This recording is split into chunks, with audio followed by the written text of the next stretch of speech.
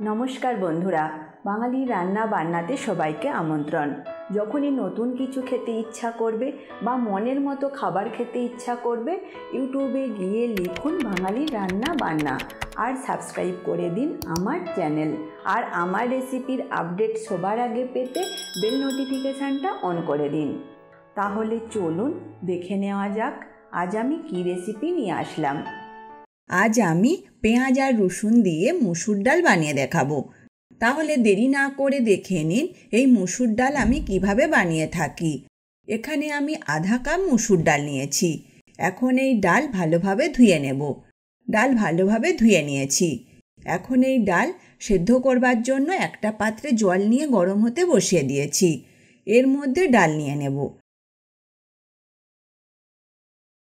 এখন ডাল সেদ্ধ হতে দেব।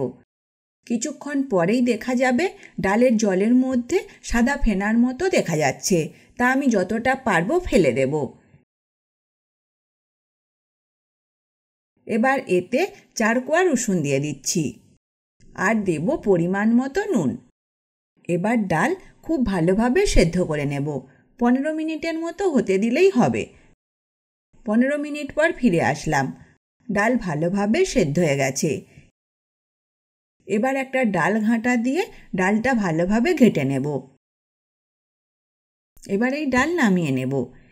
এরপর একটা কড়াই বসিয়ে দিয়েছি। এখানে আমি সরষের তেল ব্যবহার করব। তেল গরম হলে একটা তেজপাতা দুভাগ করে দিয়ে দিচ্ছি। 2টো শুকনো লঙ্কা দুভাগ করে দিয়ে দেব আর দেব সামান্য 5 ফোড়ন। গোটা মশলা ভাজা ভাজা হলে একটা পেঁয়াজ কুচি দিয়ে দিচ্ছি। এবার পেঁয়াজ ভেজে নেব। পেঁয়াজ হালকা ভেজে নিয়েছি। এখন এর মধ্যে 2টো কাঁচা লঙ্কা চেরা দিয়ে দেব আর দেব 4 কোয়া রসুন থেঁতো। এবার রসুন আর পেঁয়াজ ভালোভাবে ভেজে নেব যাতে রসুনের কাঁচা গন্ধটা চলে যায়। পেঁয়াজ আর রসুন ভালোভাবে ভেজে নিয়েছি। এখন এর মধ্যে সামান্য হলুদ গুঁড়ো দিয়ে দিচ্ছি।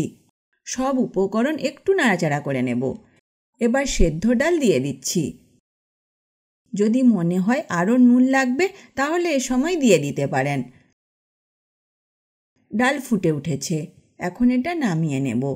বানিয়ে নিলাম পেঁয়াজ আর রসুন দিয়ে মুসুর ডাল। আর এই রেসিপি যদি আপনাদের ভালো লেগে থাকে অবশ্যই লাইক বা কমেন্ট করে জানাবেন। পারলে বন্ধুদের সাথে শেয়ার করে দিতে কিন্তু ভুলবেন না। আজ তবে এই পর্যন্ত থাক। আবার দেখা হবে নতুন এক রেসিপির সাথে। ভালো থাকবেন, সুস্থ থাকবেন। ধন্যবাদ।